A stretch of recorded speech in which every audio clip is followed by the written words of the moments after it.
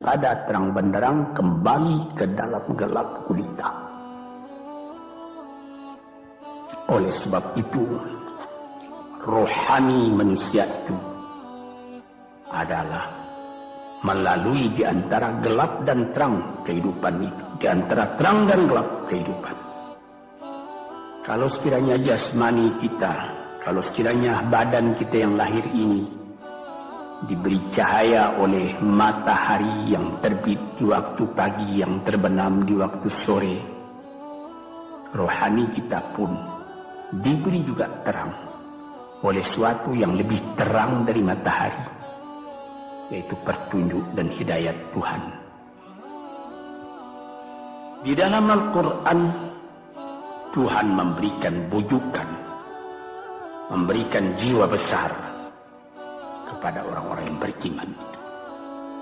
Tuhan bersabda, la tahinu wa la tahzanu wa antumul a'launa in kuntum mu'minin. Engkau ini adalah orang yang tinggi kalau engkau tetap memegang kepercayaan kepada Allah Subhanahu wa ta'ala. Di dalam perjuangan hidup di dunia ini, perjuangan antara yang hak dengan yang batil, antara gelap dengan terang, antara keyakinan dan keraguan, manusia berjalan di sekitar itu. Di kiri dan di kanan kita berjumpalah gelap dan terang itu. Maka diberilah pedoman manusia tadi. Apa pedoman? Walaupun bagaimana hebatnya, geloranya, tofannya, alim bubunya, ombaknya dan gelombangnya kehidupan itu, manusia mesti teguh berpegang kepada iman. Sebab kehidupan di dunia itu menurut peraturannya ialah tidak ada yang tetap. Yang tetap itu ialah berubah. Berubah itulah ketetapan yang ada dalam dunia. Panas sangat terik, benar, nanti akan hujan. Hujan sangat lebat, benar, nanti akan panas. Di suatu tempat terjadi hujan yang lebat, berhari-hari timbul banjir. Iya, banjir itu tidak tiap hari, nanti dia kering lagi. Di laut pun demikian pula. Ada pasang naik, tergenang ke atas. Besok pagi air itu sudah kering lagi, surut pasang. Begitulah kehidupan di dunia itu. Itu harus kita yakini supaya kita jangan terombang-ambing dalam kehidupan itu. Kalau kita sudah mulai terombang-ambing, tahu-tahu walaupun bagaimana terangnya hari, gelap timbul dalam jiwa kita sendiri. Walaupun panas terik, kita berhujan. Hujan oleh keringat kita sendiri. Jadi yang penting di sini menjaga hati itu. Sampai Rasulullah Nabi kita Muhammad SAW, inna fil jasadi mudghatan, di dalam tubuh manusia itu ada suatu bekuan darah. Idza salahat salahal jasadu kulluhu wa idza fasadat fasadal jasadu kulluhu. Kalau ini segumpal daging baik, seluruh badan jadi baik. Kalau dia rusak, seluruh badan jadi rusak. Apakah itu? Hati. Hati. Kendali terletak dalam hati kita. Hati artinya penuh. Bukan saja berarti pada daging, tapi pada hati dari hati, isi dari hati, atau juga akal kita. Sebab itu, maka kalau satu waktu saya pernah mengajarkan doa yang mengandung 8 sifat-sifat lemah menghilangkan kemerdekaan manusia. Hari ini saya pun akan mengajarkan doa yang diajarkan juga oleh Nabi, bagaimana menjaga hati tadi. Di situ dalam doa itu ada tersebut 4 perkara. Apa tersebut? Allahumma inni a'udzubika min qalbin la yakhsha'u wa min ilmin la yanfa'u wa min nafsin la tashba'u wa min du'a'in la yusma'u. Jadi 4 perkara. Yang pertama, Allahumma inni a'udzubika min qalbin la yakhsha. Aku sangat berlindung kepada Engkau ya Allah, janganlah sampai terjadi hati saya itu tidak khusyuk lagi. Ini bahaya ini. Mulai bahaya mengancam kepada manusia kalau hatinya tidak khusyuk lagi. Hati khusyuk yaitu hati itu tentu jelas tujuannya kepada Allah.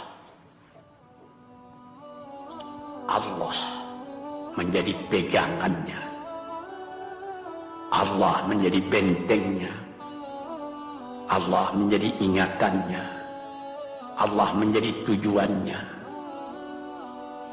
Dan kepada Allah dia kalau sembahyang menghadapkan diri, menghadapkan hati, maka permohonan kita yang pertama kepada Tuhan, ya Tuhanku, janganlah sampai hati saya ini tidak khusyuk lagi. Sebagai orang Islam, kita sembahyang 5 waktu. Di dalam Al-Quran dikatakan sembahyang itu ialah khusyuk, terpadu ingatan kepada Tuhan.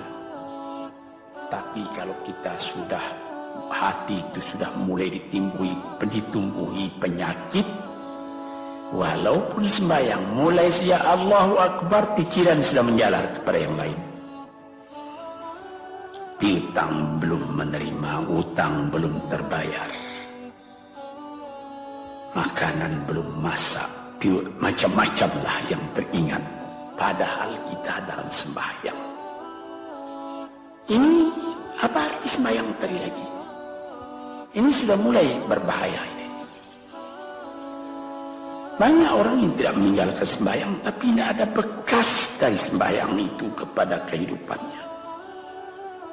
Di dalam sembahyang kita baca inna salati wa nusuki wa mahyaya wa mamati lillahi rabbil alamin.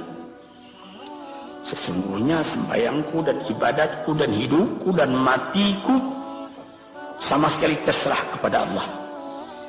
Ini dirasakan dalam hati, bukan cuma disebut di dalam mulut. Sebagaimana dikatakan, bukan jadi lip service sebagai seput tangan penggosok-gosok mulut, bukan begitu. Yang dari hati. Kalau sudah dari hati yang khusyuk, ini berbekas kepada kehidupan. Aku tak takut menghadapi segala keadaan dalam hidup, sebab hatiku bertali dengan Tuhan. Dari Tuhan aku datang, kepada Tuhan aku akan kembali. Ini namanya hati yang khusyuk.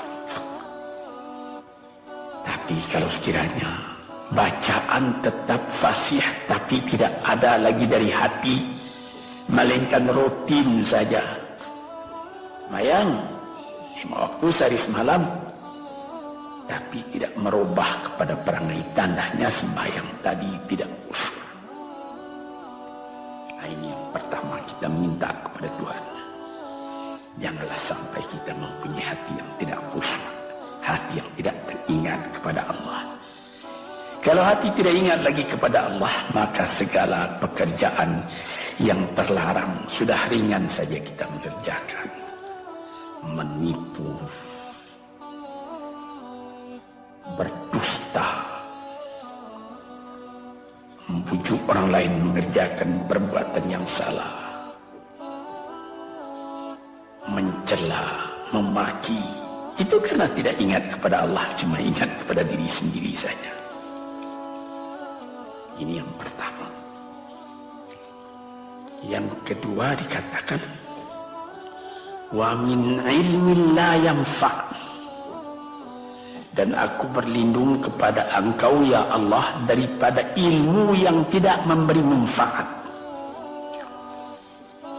Padahal disebutkan oleh ahli-ahli ilmu yang memberi manfaat itu membawa manusia kepada iman. Al-ilmu yad'u ilal iman. Ilmu itu membawa manusia kepada iman. Sekarang sudah ilmu banyak, tapi tidak membawa kepada iman, melainkan membawa kepada celaka. Sudah maju kepandaian orang, ilmu, pengetahuan orang, teknologi orang, sains orang, knowledge orang, dan segala macamnya. Tapi tidak ada manfaatnya kepada manusia. Cuma bahaya karena ilmu tadi yang datang kepada manusia. Sebagaimana ilmu manusia di abad ke-20 yang sangat penting, yaitu tentang tenaga atom. Maka timbullah bom atom, bom hidrogen, nuklir, sehingga manusia diancam sekarang ini oleh bahaya atom itu di mana-mana. Apabila kita lihat di televisi bagaimana mengadakan demonstrasi di Australia, di Jerman Barat, di tempat-tempat yang lain, melihat bagaimana bahaya atom itu kalau terjadi perang dunia yang ketiga. Ya Rabbi ya Karim, bom atom yang jatuh di Hiroshima itu belum ada artinya dibandingkan dengan bom yang sekarang, yang sedang disimpan oleh kerajaan-kerajaan, oleh negara-negara besar untuk menghancurkan. Nah, ini ilmu ini. Tetapi ilmu yang membawa bahaya, bukan saja tidak memberi manfaat, bahkan memberi bahaya. Di sini terasa oleh kita bahwa ilmu yang ada itu pun mesti dikembalikan atau dikendalikan oleh iman. Kalau tidak, maka nyawa manusia ini akan dipandang sebagai sampah saja. Dijatuhkan satu bom hidrogen ke dalam kota Jakarta ini, na'udzubillah min dzalik, umpamanya dimasukkan ke kota Jakarta ini satu bom hidrogen saja, itu sudah habis penduduk Jakarta yang lebih dari 5 juta ini. La haula wala quwata illa billah.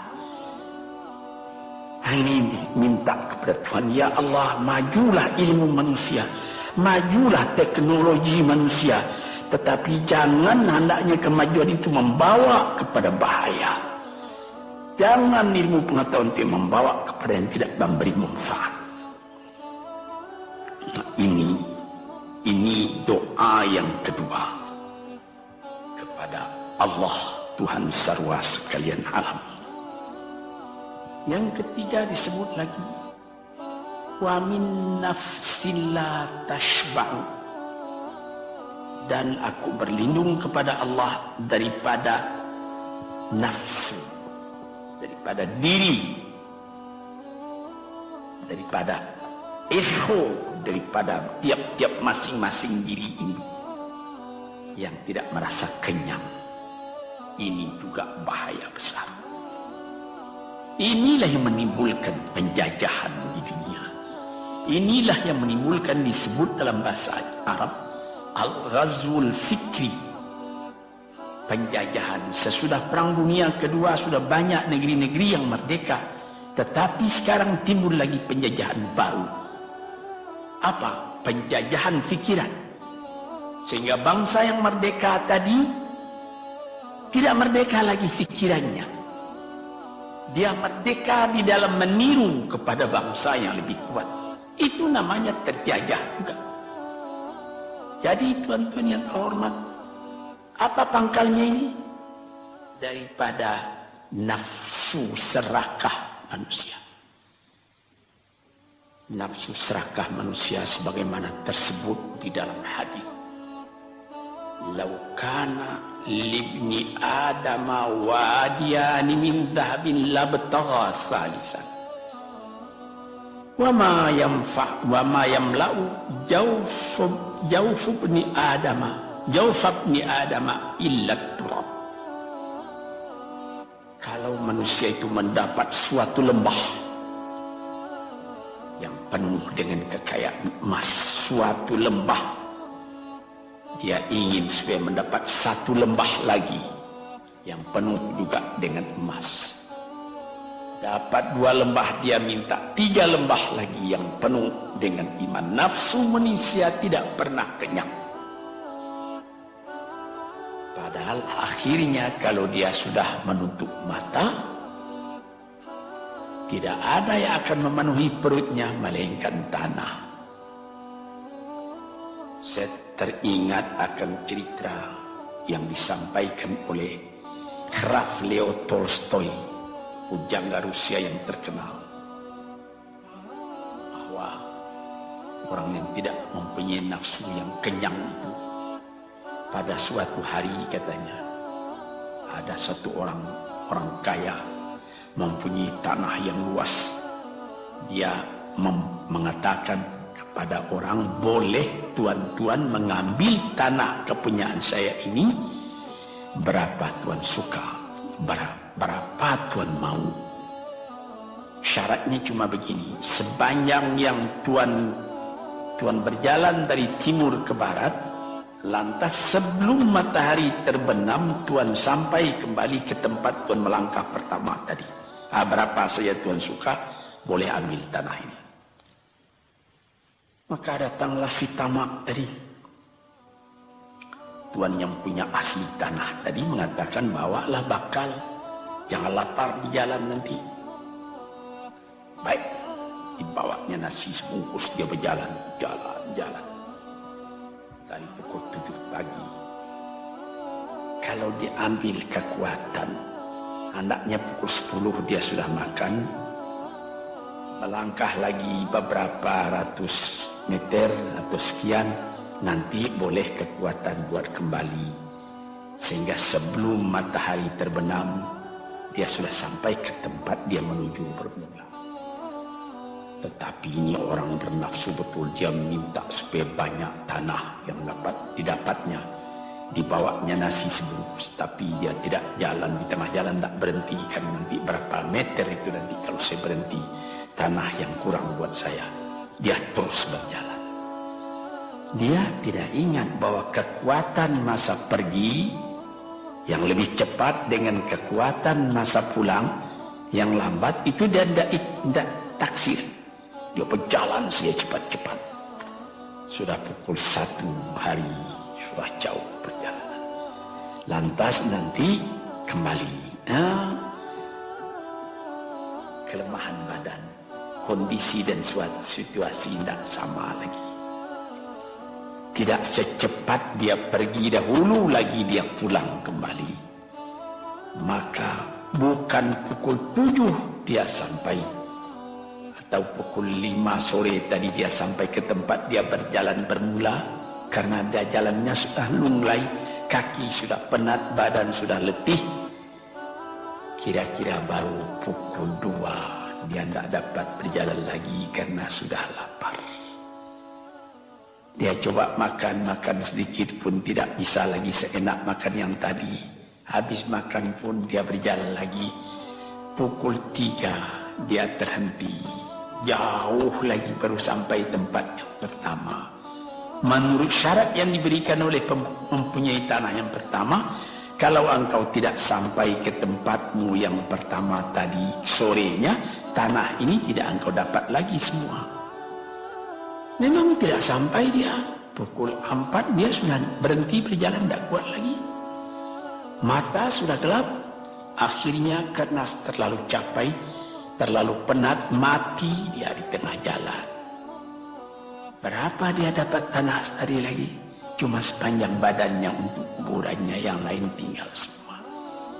Ini satu misal yang dibawakan oleh Graf Leo Tolstoy, yang sesuai dengan hadis Nabi tadi, nafsul la tashba, diri manusia yang tidak pernah merasa kenyang. Kita berkehendak tidak berbatas, tapi tenaga kita sendiri berbatas. Ini kali tidak difikirkan oleh manusia. Dia punya angan-angan, dia punya macam teori yang dikeluarkan.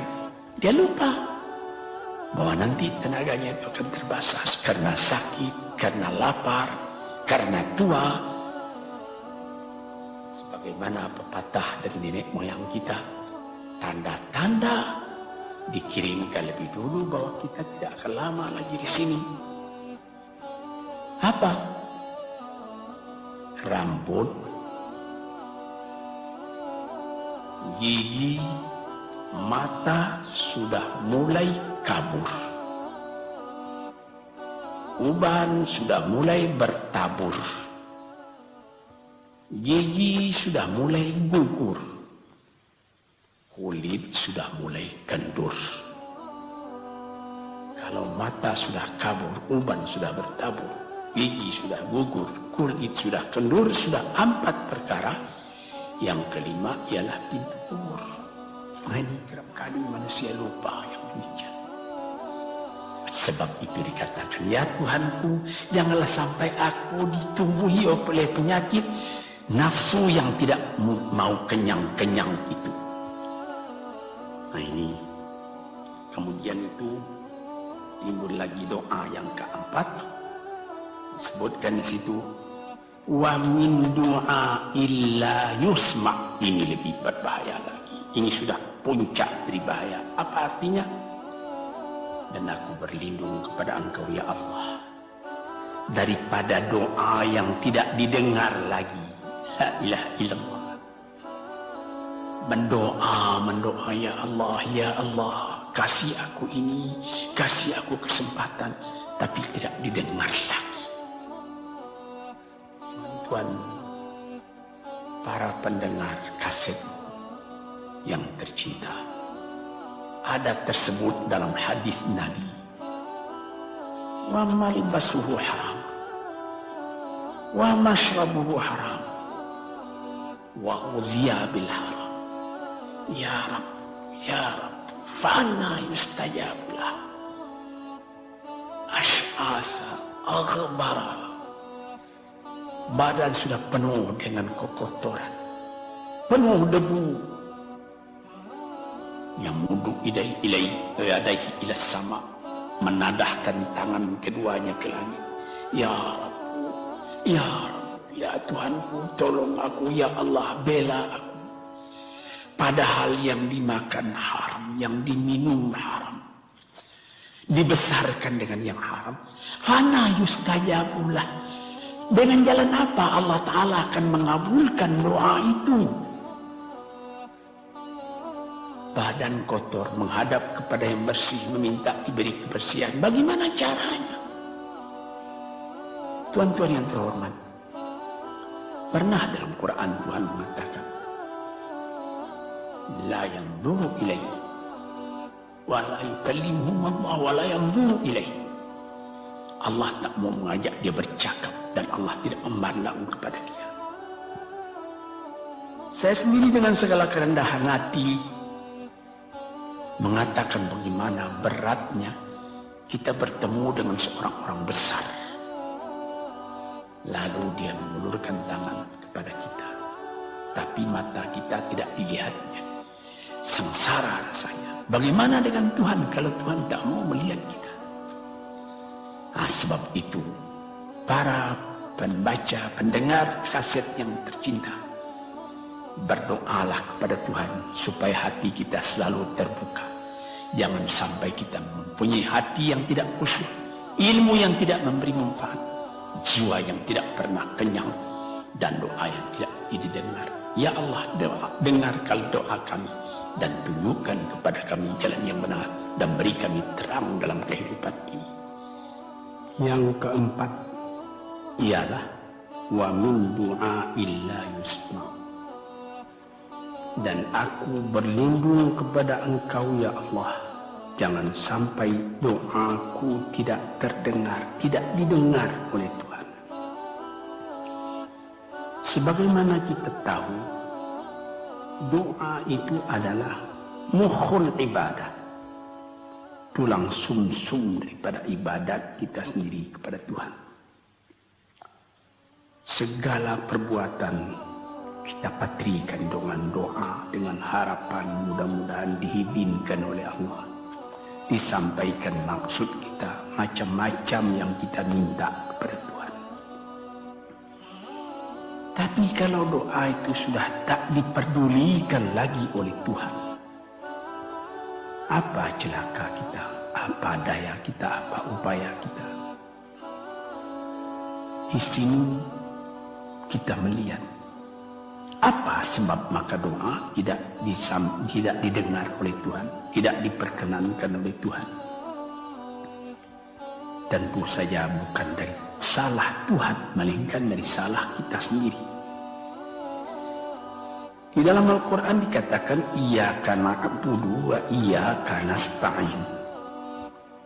Al-Fatihah disebut, kepada Engkaulah kami menyembah ya Allah, dan kepada Engkau kami minta tolong. Tapi dengan tidak sadar, kerap kali kita berbuat terbalik. Iyyaka nasta'in wa iyyaka na'budu, kepada Engkau kami minta tolong, lalu kepada Engkau kami menyembah. Minta tolong dulu baru menyembah. Minta tolong banyak-banyak tapi terima kasih tidak ada. Tentu saja tidak didengar oleh Tuhan. Di dalam satu hadis tersebut, Asy'atha Aghabara yamuddu yadayhi ila as-sama'i ya Rabbu ya Rabb, wa mat'amuhu haram wa mashrabuhu haram wa malbasuhu haram wa ghudhiya bil haram fa anna yustajabu lah. Badan sudah kotor, sudah berkerumut, kesusahan, kegelisahan kehidupan terbayang kepada tubuh sendiri. Lalu menadahkan tangan ke langit meminta kepada Allah, ya Tuhanku, ya Tuhanku. Bagaimana Tuhan bisa mengabulkan? Dengan pikiran yang kotor engkau menghadap kepada Tuhan. Kalau tidak terkabul, jangan Tuhan yang disalahi. Hatimu sendirilah salahi. Apa yang engkau perbuat dalam kehidupan ini? Mana terdesak engkau ingat kepada Tuhan. Di zaman kesenangan engkau lupakan Tuhan. Di dalam mendapat percobaan engkau merengek mengadu kepada Tuhan. Jiwa yang seperti ini janganlah sampai timbul pada diri kita sendiri. Saya sudah mengalami apabila saya berhadapan-hadapan dengan orang besar, saya ingin dia menghadapkan matanya kepada saya. Apa kabar saudara? Kabar baik. Dia lihat mata saya lihat mata dia. Tapi kalau ketika dia bersalam dengan saya, dia melihat kepada orang lain, bukan main sakit hati saya. Apa salah saya maka dia begitu? Mengapa tidak saya yang dipandang? Sedangkan dengan sesama manusia lagi begitu perasaan kita. Bagaimana dengan Tuhan? La yanzuru ilaihim wa la yukallimuhum. Allah tidak memandang sebelah mata kepada Allah, kepada kita. Allah tak mau cakap, tidak mau bercakap dengan kita sepatah pun. Langit mana tempat kita bernaung, bumi mana tempat kita berpijak kalau sudah demikian keadaannya. Nah, ini yang dijaga tuan-tuan yang terhormat dalam doa keempatnya itu. Hati janganlah sampai tidak khusyuk, ilmu janganlah sampai tidak memberi manfaat, nafsu janganlah sampai tidak kenyang, dan doa janganlah sampai tidak didengar. Saudara-saudara, moga-moga Allah memberikan kepada kita hati yang terang. Sebagaimana ayat yang mula-mula saya sebut tadi, Allahu waliyul ladzina amanu yukhrijuhum minadh-dhulumati ilan nur. Allah lah jadi pemimpin bagi orang yang beriman, sehingga dari gelap gulita dibawa dia oleh Tuhan kepada terang benderang. Walladzina kafaru, tetapi orang-orang yang sudah tidak ada kepercayaannya kepada Tuhan, auliya'uhumut taghut, yang menjadi pemimpinnya bukan Tuhan tapi setan. Dia akan membawa orang itu daripada terang benderang ke dalam gelap gulita. Kita jadi meraba-raba dalam gelap kehidupan. Dalam meraba-raba itu masih ragu entah kemana akan pergi. Maut pun datang. Gelap selalu. Di dunia gelap, di akhirat pun gelap. Na'udzubillah min dzalik. Hadirin yang terhormat, para peminat kaset ini, moga-moga semuanya ini menjadi kenang-kenangan kepada Tuhan di dalam perjalanan yang jauh, di dalam keistirahatan hidup, sehingga mendapat ketetapan hati dan tumakninah. Assalamualaikum warahmatullahi wabarakatuh.